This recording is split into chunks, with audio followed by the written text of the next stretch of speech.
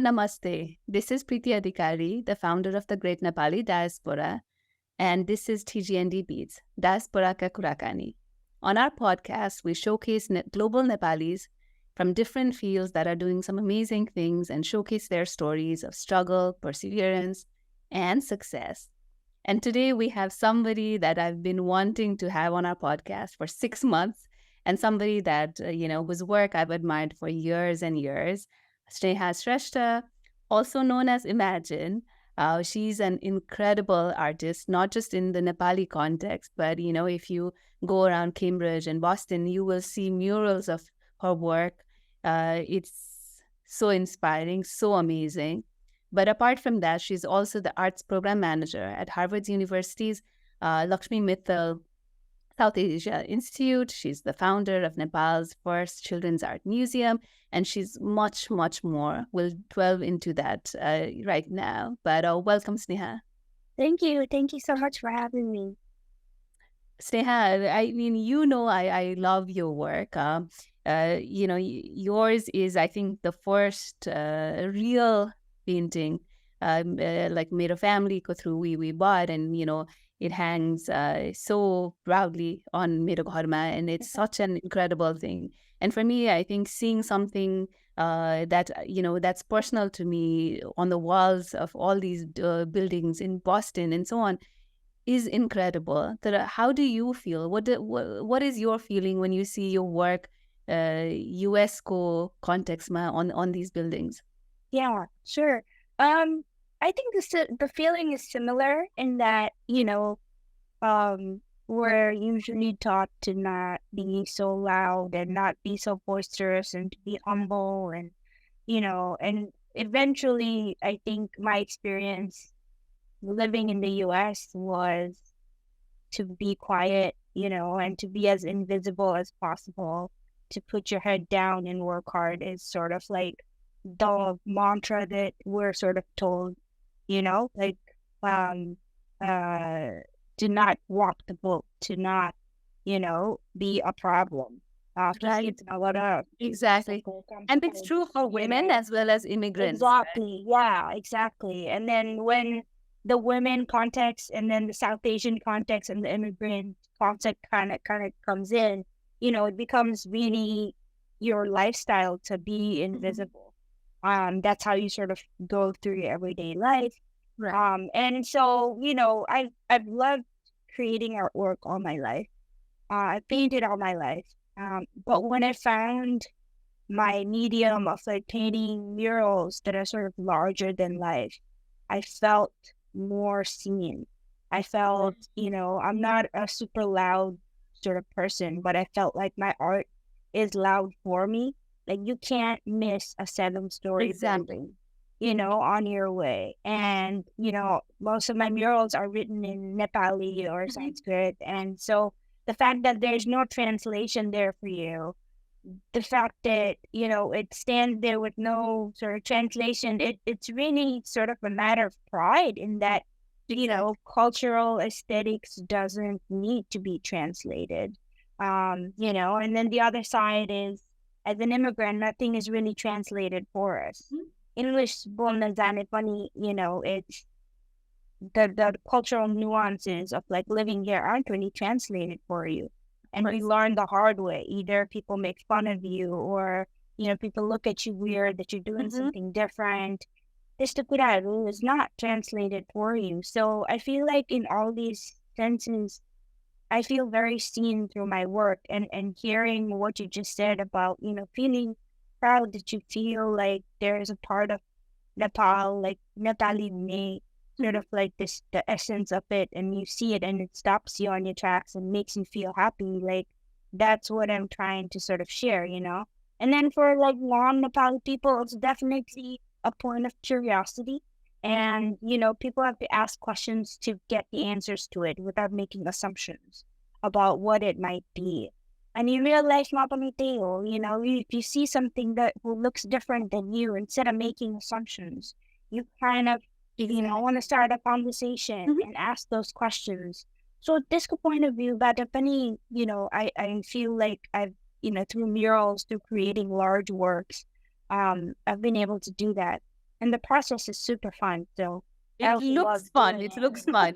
You know, at some point I would love some kind of a collaboration where people actually get to see you, not just the end product, but you Mhm. know, the process, right? Because it seems like a lot of fun.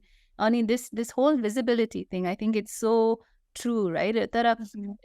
what I love is you're not just making yourself visible, but all of us, okay, all of us Nepalis visible, right? It's incredible to see that. And you know, on our podcast and you know, in our diaspora, we talk so much about this brand of Nepal and you know Nepali diaspora, and then I think it's people like you, right, that are creating this brand that it's not, and even your art, Timle Bane Jastै, it's so different than what we consider, you know, Correct. Nepali, right? Well, yeah, Yeah. exactly. Right? So it's so different, so unique, that are still so Nepali. Okay?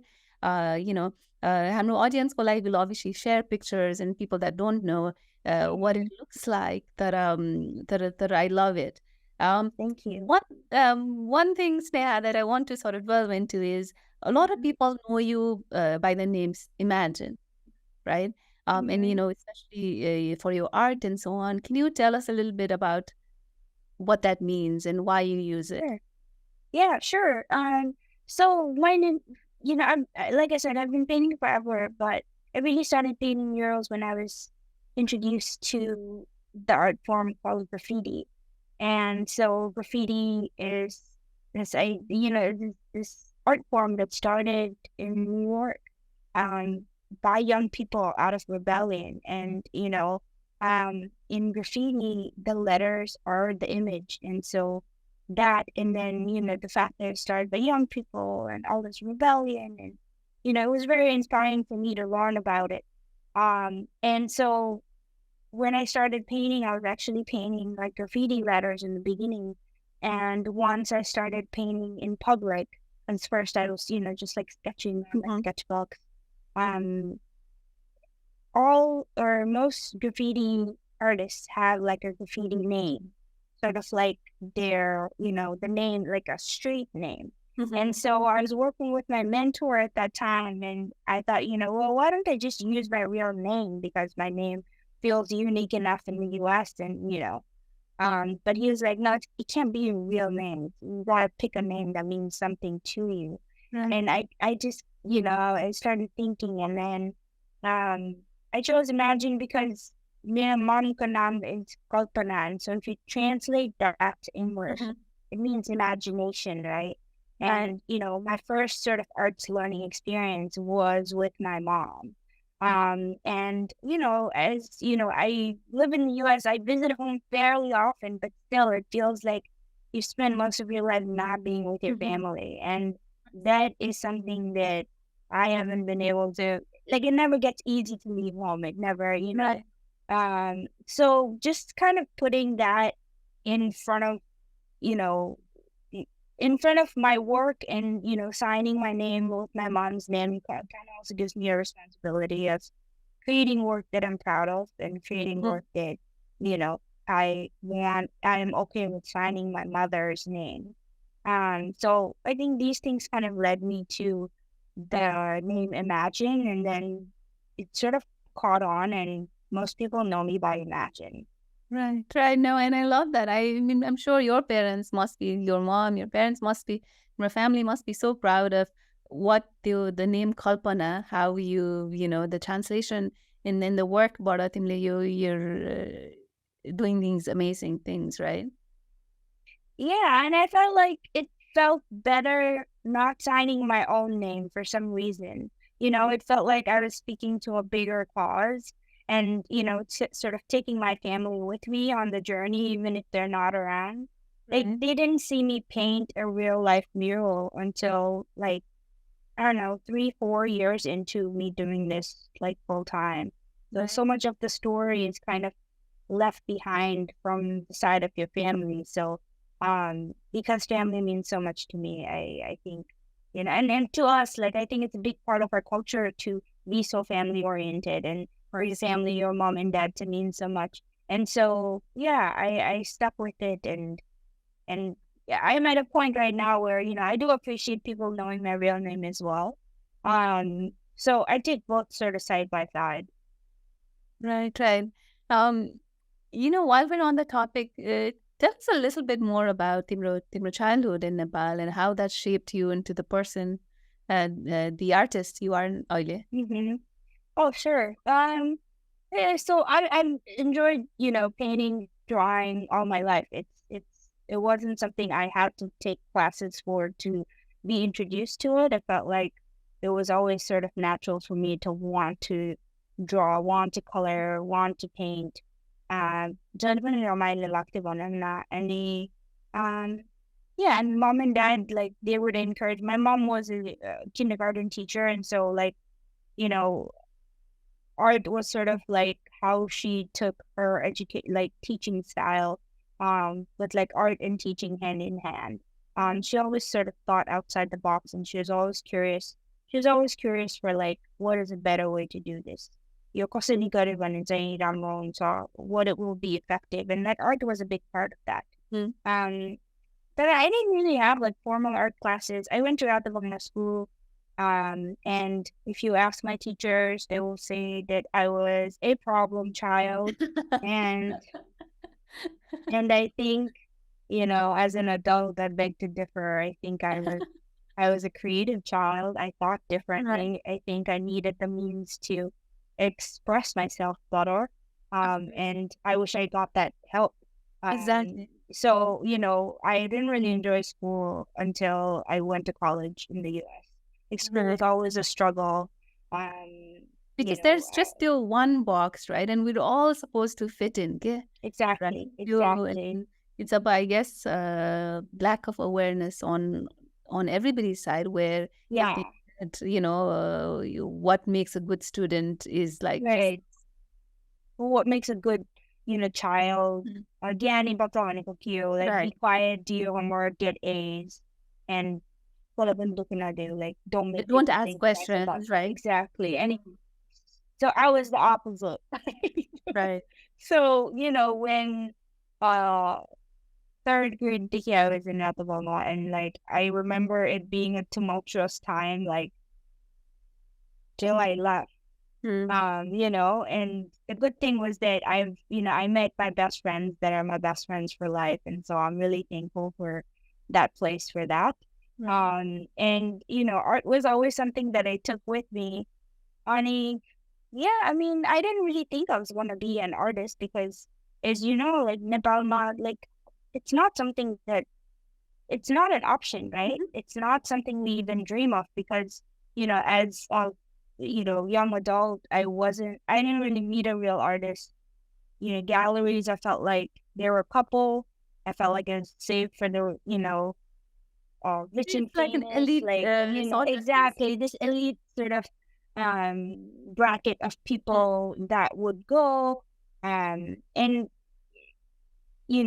so become more artist bantu like I didn't ever think of that. Like I knew I was always going to sort of make art. And I applied for college in the US, and everybody sort of like, had their own way of like, writing their personal statement and all of that. And my grades were fine. Like by the end of school, I realized that it's, grades down the way when it's sort of like a checkbox, and then like they get options. It gives you options. Yeah, and they might leave me alone after that. I can still be like myself and be loud and ask questions and try to defy authority or whatever, and then still like lock grades and I'm tell me like, what can you possibly tell me? Still like that was the rebellion sort of like feeling that I had. And so I figured out it was sort of like a game, like like cat and mouse game. So like, okay, like bad basketball are like bad grades, you're failing. Your behavior's unacceptable, your hair looks different, like all these things. But then what if I do what I'm supposed to do, like get A's? And then can I still, like, what would happen then? So like for me as a teenager, it was like this sort of like boundary pushing thing that I was like doing. And of course, like I'm thinking about it now and I have more clarity that it was like a straight struggle, And we don't have that, we don't have the support to like understand, right, what people are going through, what causes that. The rebellion is always tagged as this, the again, one bucket, right? We don't try to Yeah, understand what causes that rebellion. There must be something that the person is going through to cause it to, like there's no discussion. right. Exactly. And so, like, in that respect, I was really fortunate to have my parents who were like really understanding. Even if I got caught like doing something like bad or whatever, like for example, like I don't know, as a kid, I feel like everybody tried smoking a cigarette at some point. People did, Sure. and I did too, and you know, and I was in trouble. This is just an example, one of like many, and so like just to paint a picture of like I don't know, little Sneha, and my parents, were called to the office, and they're like, oh, well, suspend one per se, whatever, repercussions and all that. But my parents' questions were like the only difference between our kid and like the rest of the kids is that our kid got caught. Like we're not condoning, like we're not saying that this behavior is okay, but we're Right. saying this is realistic, Mm-hmm. and they can make better choices that way. And you know, she got caught. That's the difference. That doesn't make her like a bad human being Right. who's stupid and not deserving of love and like all these things and respect and all these things. So I felt like in that respect, my parents were really progressive, like biologically. Like even when I think about it now, and caring so much about like education, like what a good education looks like when I think back, I feel like those were like sort of saving moments for me. That really like helped me, pass through, like go through like school in a way that was like okay enough. But yeah, I went to college and to Gettysburg College in Pennsylvania, and I thought I would, work at a job sort of like in a UN, like international development. So I wanted to major in globalization studies. So I was pursuing that. That as a 16, 17-year-old, you just left home. You're in a new school. Everybody speaks in an accent you don't understand. And then you have to do good in class. Like all these things really stressed me out, obviously. Plus like Nepali school is from like grade 1 to 10. So you pretty much grow up in that school. I know. So when you're a teenager and that's sort of like the time where you're most sort of questioning yourself, your identity and all these things, what happens when you put into a completely new country, new dynamic, So during that time I felt like I didn't really know how to do anything, but then I took some art classes at that time and it felt really familiar. It felt like I could do it and I was really good at it too. Without, Feels like home, right? When you get the yeah, exactly. And so I was just like, wow, this was awesome. So if a course loaded for a semester is like 4 classes, I would take like 7. I would take like 3 art classes because I was just really happy when I was in those classes. And so like, 4 years, but 2 years go empty. That my professor was like, you realize that, you could become an art major. You have like enough classes. You just need one more. And I was just like, oh, I had no idea. Let's do it. So I became a double major. So Tiruppani was kind of like, being guided by the heart, but not really like my brain, right? Like my head. I wasn't like, I just want to, so I need an art major, Vanida. So it was sort of like, and then as a young professional, after graduation, it was kind of like connecting the dots of like, what do I love? What do I want to do that makes me like happy? So my sort of compass in doing life in general has been like, you're going to run a cuisine. So, and it's not just money, right? It's like, how can I spend more time with my family? What makes me happy when I do something? What makes me proud of myself? right. What is a job that I can show up as myself 100% of the time? These things sort of like led me to doing what I do now, is being a full-time artist. But the path here definitely wasn't a linear one. So, keep on saying, Lord, they bought this. Lord, they thought they Sneha, artist one here, right? No, Yeah. I think there's so much. I think, one, I, commend you for being honest. I think One of the reasons हामीले यो podcast start गरे पनि is exactly that, okay, right? It's not just the success stories. We never talk about the hardships. होइन कस्तो कस्तो गाह्रो हुन्छ growing up, coming here as a student and trying to figure all this out. And even in terms of, it's not like just lucky भएर मात्रै पुग्दैन नि. You have so many mistakes, you have so many learning. होइन त्यो that side of things is so important. अनि अर्को also I think what I really want to showcase to our community is that there are different paths in life, okay, right? Not everything has to be as much as we love people that are doctors and engineers in the community. It's not like if your heart or your passion doesn't lie there, you can do other things, and there are success stories भनेर हैन. But one thing I'd love to sort of explore a little bit in terms of, तिम्रो केसमा your parents were progressive, they were so helpful. There are still अहिले पनि 2023 and still, arts isn't like नेपालीहरूको लागि a career of choice भन्ने कि के भन्ने, right? Something like that. But there are a lot of people that might be interested, might be really good, होइन? What is your advice in terms of people that are thinking about this, right? Whether outside Nepal or in Nepal, that are thinking of having arts as a career, and what is also advice to parents that don't know how to manage it, how to support, okay? Those are good questions. So first question is, what advice would I give young people who are thinking about doing art? I think, so I'm a really practical, sort of straightforward person when it comes to like giving advice and stuff, because I feel like sugarcoating things doesn't really help, right?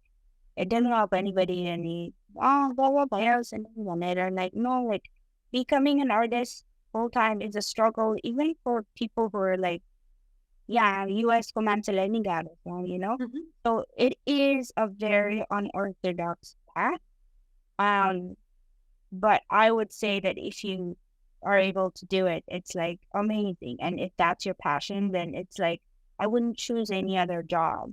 Like I'm very happy with what I do, and what I get to do as a job. So I think the advice that I would give is like, be serious about what you want to do, but also keep your options open. About if you like, if I were to go to Nepal, I don't think I would be able to have the career that I have right now. So if your plans are of going back to Nepal, maybe you want to think again. But I don't know living there full time. So like you do have to think about the possibility of like, okay, if you go to art school, what's your sort of job prospect right after that? Do you need an art degree to become an artist? Like, I don't think so. Art Banego is so driven by like what your passion, what you look for, your curiosity, and that like maybe major in something else so that you have, options. And also, if you do end up becoming an artist, then your major will only help you further like inform your artwork. Your artwork will be that much stronger. Like if you look at my academic like degrees, I majored in globalization studies with a minor in human rights, and like I took Balinese classes, so like I'm fluent in Indonesian, and I mastered in education leadership with creative technology. So like if you think about it, like artists like directly China, right. So I feel like my sort of path brought me here, and I use everything I learned to further inform my artwork. So I would say like, don't just think that being able to draw or being able to paint good in making an artist. Becoming an artist takes a lot more. You're sort of like managing yourself. It takes a lot of self-discipline. It takes a lot of patience, hard work on your own part. So I would say, talk to as many artists as you can, because there is really no guide to become a successful artist. Because like if you want to be a doctor, like here are the things you need to do. But then to become an artist, there's no guide. So it's really, you really have to be the engine to, push yourself forward and figure these things out. So I would say it's not easy. And then for parents, I would say, art naman sabay, like let them take it. Make sure they also, they have a good sort of like well-rounded education. If they don't want to do the engineering, medicine, like medical, gusto ko dahil, go naman sa inyo, and tiksa, but make sure whatever else they're doing, they're committed to it and they're doing good in it. The reason why I left for the US, like Nepal Scientific Academy, because I didn't have a choice in terms of like what I wanted to do because I didn't know what I wanted to do. My choices were engineer, doctor, architecture, and then hotel management. Like imagine you in any of those right? Yeah, God forbid I was a doctor. so yeah, I feel like that was what sort of drove me out. But then when I did take classes in the US, I always made sure that I really wanted to do it. So it doesn't matter what you do, but you really need to be committed to it. So like parents could say, okay, take something, you wanna, I don't know, become an anthropologist. Then like take classes for anthropology and like do really good at it. If you love it so much, if you've helped your kid find their passion, then let them do really good in it. Because, I think that's what really like drives them being able to be leaders in the field. Of course. Yeah. No, I answer your question.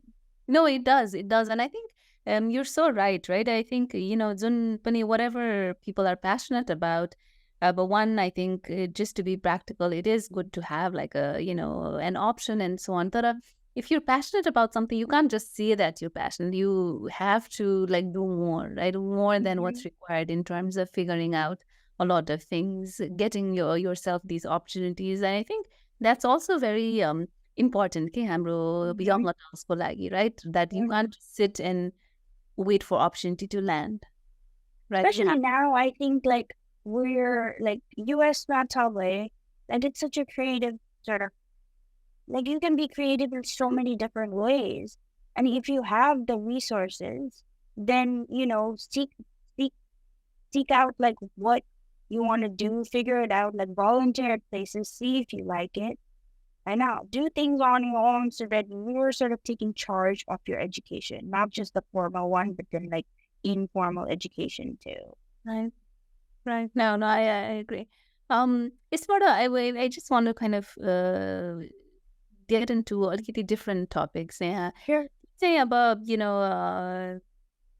I see like मेरो लागि, like I said, पहिले पनि like your painting is my favorite, मेरो family को लागि and so on. And I see few friends of mine that are like actually buying art, not just त्यो ठमेलतिर, just choosing off the street line, really looking at that, paying a good price. So as a creator, do you see that in terms of are Nepalis or Nepali Americans or whoever you want to call it, are they actually paying a reasonable amount for your talent, or do you see still एकदमै त्यो के भन्छ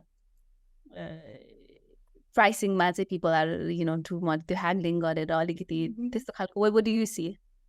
I see that like, I mean, US now. So we're talking about like US now, yeah, Nepal, like both. I mean, and because you've experienced both. Yeah. I would say there's, over time, there's definitely been a lot more Nepali people than like how I started. Like Suruma, I would have to explain what I do.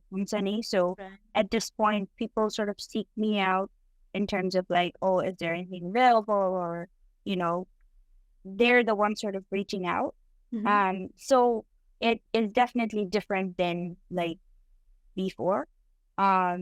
And I think my favorite like thing is when I get to meet Nepali people who are sort of like interested in the work because it means so much to them because like that's what I'm trying to do. And so like it feels wonderful. And I think in terms of like Yo, hagol go me and nagane like this to man saying US Muslims well. You know, like Right. those Nepali people as well, there's like American people like that. I mean, I'm like really past the point where I like haggle. So actually, like don't I don't need to. I mean, it's like it's given. It just becomes not fun at that point. I mean, my thing is like if it's not fun, then I don't want to do it. Right. Once I need, so I'd rather use my time in like Mhm. maybe pursuing something else, maybe painting a mural where that more people can enjoy than like focusing on one person who won't buy my painting. So, Right. and Right. the other thing about it is also that like, and this comes with I think age. Also, is like not everybody's gonna love your painting, Mm. your work that much that it means so much to them that they want to commit to it. Right. And art is quite subjective. Mhm. So if people don't value that, then move on. It's Right. okay. I know. But for people that do, like, you know, that's how we met each other. Mhm. And this is how like our relationship is kind of like blossomed into, you know, speaking about the spending time and like all that. So like I value that a lot more versus like how much can I get out of this person, Right. this one time thing. And then Right. so Right. I think it's a process in like developing relationships too. I mean, in terms of like good, you know, clients, bad clients or whatever, I think like there's that in like both Nepali and American people. It's just people in general. Mhm. But the good thing about the job is that like it's almost like I get to choose who I want to work with, who I want Right. to Exactly. have conversations with, because art is so personal at the Mm. same time, right? So yeah. No, no, So I not a get that. direct answer, I would say. No, no, that I think it's helpful, right? In terms of one for buyers, I think the especially when we think about off the street Heineke, something that means to you, something you would actually want in your house is Mm-hmm. important, and even for the artist, Pani, right? It has to mean something to you. It can't just be like off the shelf Heineke, right? So Right. that's important. That I do want to kind of continue this a little bit more, right? In terms Sure. of for our community को लागि चाहिँ how do we almost educate people that about I think for I think मेरो experience I'll share, and I think this Mm-hmm. is maybe not even normal for a lot of us, right? But Nepal, we go once a year or whatever, you go to Tamil or different parts ma you see a painting that you like, the normal mandir like mountains and so on, and you buy it, right? And or sometimes you even say, okay, you see something, or you get somebody else to make it for you, and it's just there, right? So a lot of things that are even in people's homes, they're representative of Nepal, like the mountains and all of it, nice paintings. But the person that signs it doesn't matter, right? In a way, Right. right? It's and we but art isn't just about how much you paid for it, of course, right? It's Mm-hmm. very personal. But how do we get our community overall to start thinking about that art can't be a commodity, okay? How do we Mm-hmm. elevate artists like you and so many others, right? Up and coming Mm-hmm. artists that have their alikiti or a unique way of translating our heritage and all of it, that Sure. uh, that it needs to be respected as well, Mm-hmm. right? Yeah, I think that is gonna take some time because like it's not necessarily, you know, it's really wonderful that our culture is so full of like arts and craft, right? Like handicraft is like huge. And especially way back when it's the mandir or the banong like early 14th century, 17th century, all this like you know, the better artist, you know, the better you could copy the masters, Mhm. the better artist you were considered, artisan. I know. जति राम्रोसित copy गर्न सक्यो त्यति राम्रो Right. like art like मानिन्थ्यो, right? Like even now as a commodity, like यस्तो हाम्रो Even Ganesh Thankaहरूको केसमा, right? exactly, yeah, like or like even like Ganesh Kumurtiaru and stuff like that. Like the more sane they are, like you know, it's it's better for business for people. And so our tradition has been rooted in crafts. And I think, it's a beautiful thing. And tradition is also beautiful. And at the same time, it's, wonderful for people to sort of have their own ideas and express themselves individually at the same time. I know. So it's sort of like apples and oranges in that, like, if I want, I don't know, even know, puja garnalai ghanti chahiyo अरे, हैन? So like I'm gonna look at like all of them, but I might just ask my mom to get me one. मलाई एउटा, I don't know, 6 inch जतिको घन्टी चाहियो, right? Like I'm not gonna go pick it out. But then, like, yeah, I know, but because I need a ghanti and most of them look the same and that's fine. It's beautiful. All of them look beautiful. And this petite, but like if I want an art piece, like I've collected some Nepali artists who work on that I've like happened upon and I've been able to meet them and it really speaks to me, like I want to get that, like that is my choice in like investing in an artwork that really means a lot to me and reminds me of home and also reminds me of like contemporary artists, like contemporary, like Nepal, right? Like what are young artists in Nepal thinking about? How are they expressing themselves? Like for me, like that's amazing.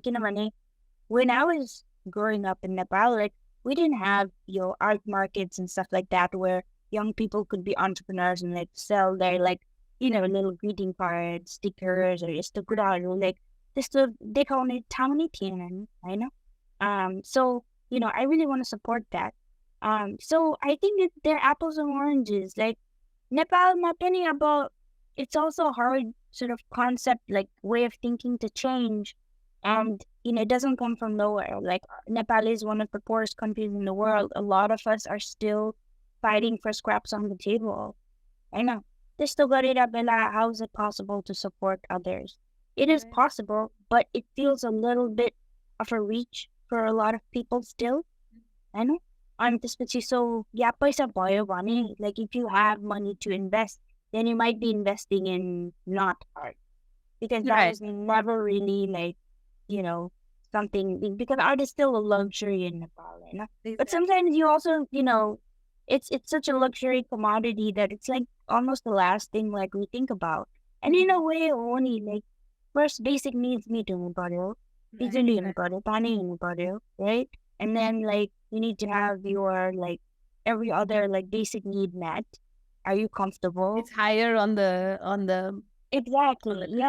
Yeah, exactly. So in a way, like this is so it's like I like that's how I think about it.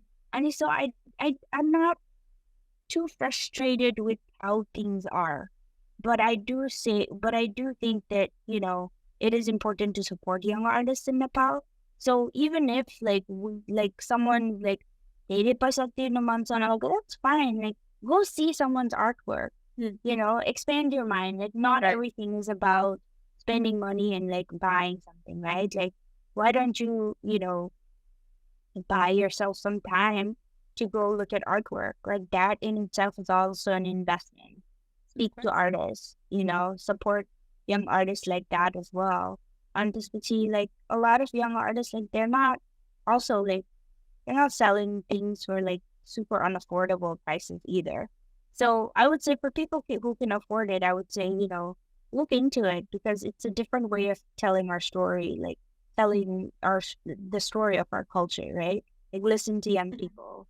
Even if they're old, like listen to their version of like how they want to express themselves. See it as like you're getting a part of a story, an experience, and it's a personal one versus like comparing two paintings and being like, it's not a so they're very all different. And at the same time, also appreciate arts and craft. Like if someone invests in, I don't know, a handicraft door for their like big house in Nepal, like that's also in a way investing in local artisans and sort of, it can be different forms that exactly at least the investment is happening, right? Yeah, exactly. So I think it's like a mindset change, but also it's important to kind of think about like how we've come up as a country. Like there's been a lot of struggle, so and it's not that, people just don't want to, but there are a lot of reasons for why they also don't. Right. Right. No. I think that makes sense. And I think the shift is going to be slow as well, right? In terms of, adoption and so on. There are especially, in the US market, Mansi, do you see, it doesn't have to be just Nepalis, there are, in terms of people buying your art, um, well, personal connection to छँदैछ, तर do you also see people investing in art? Two reasons. Definitely. Yeah, definitely. I think, yeah, I mean, I think it drives them, like it gives them more for a reason. It's always sort of like a personal reason, Surima, like why that piece of art speaks to you, or why an institution would want to collect your art because maybe you have something important to say, kind of. And then, like, some people might purchase it as both. So, like, oh, not only does this, really speak to me and speak to my heart, but this artist is also, works collected by all these different museums. And obviously, like, then the value obviously goes up, and people are more likely to be like, oh, this is a great investment. Let me, get more, or, let me keep an eye on this artist to see like what else she creates or he creates. So I think it goes hand in hand, I would say. So in a way, the publicity of it, right, direct or indirect, also matters, right, in terms of your a perceived value, Vaniki, for your art. I think that's the mystery of like the art world, right? Like, who is to say like kisko value pizza vanera, like somebody just stuck a banana on a wall and then it was like so super valuable. Right. Like, there's really no, saying like kions on it. So I think, like, for me, at least how I see it, because there is no formula to like figuring out. It's like, yeah, you got yons. Like, I want to show my work in places that matter, that I can be seen in, and not just like, have my art and leave me behind. Because, I want to be able to tell my story and I want to be visible for it. And then the other thing is like also connecting with people that like you, like, we spoke about the artwork and all of that. And like, it's more of a personal thing. So I think if those things kind of align for you, then at least like for me, it makes sense to invest in the relationship, and then they feel the same way as well. Of course. No, I think that's super true. And I think what I also hope is, through our community, even these kind of conversations can also happen, right? Where it's not just finding you on Instagram or something like that, and making it a transaction, that actually getting to know the artist and your story and all of that, right? I think is important even for people to feel like that connection. Okay. I mean, I would be so happy to, I don't know, like, we should probably get a bunch of people who are interested in art and then take them on like a tour, a museum showing one of my works. We could do a tour where we're actually doing an event in Boston. So offline, I'm going to talk to you about it. So we should talk about that. Definitely. Yeah. And that's something on my list anyway. So okay. Sounds good. Yeah, I think creating spaces for that and for conversation and questions, like, I think that would help encourage, people to kind of look into Nepali art. I think so, right? And I think this whole perception about so what makes what makes Himalayan art and what makes an artist, right? All of these are just these check boxes, even that, right? In terms of what we consider an artist and all of that. So I love that conversation in terms of poking holes in that as well. I think that's important, right? Yeah. Sneha, one question about the Children's Art Museum in Nepal. Mm-hmm. What was your motivation behind it? Kina, like, why did you get start journey? Like, it's been a few years. So what do you feel about it? Sure. Yeah, I think it came out from like a personal need of wanting a space where, kids could learn in informal spaces. So school na, you're always bound by, SLC ko na porta porsa. Yeah. And it's a rote learning curriculum. And, and that's how That's what kids need to follow. That's what teachers need to follow. That's what schools need to follow. And so there's really no space for experimentation or, building of like self-confidence. Like, then where do kids learn that? And, thing is, like, art is a valuable tool for kids to be able to express themselves and be confident about their decisions. Like, art making takes a lot of decision making. And so what happens when we create a space like that? And that was really, sort of came out of this need of, like, I think in a selfish way, like filling this like void in my heart where I was always thinking, like, what if we had a space like that? Like, would my education experience in Nepal be different? And so that's how it started. And we really focus on developing 21st century skills for kids through art. So we don't provide art classes, but we provide sessions where they can express themselves.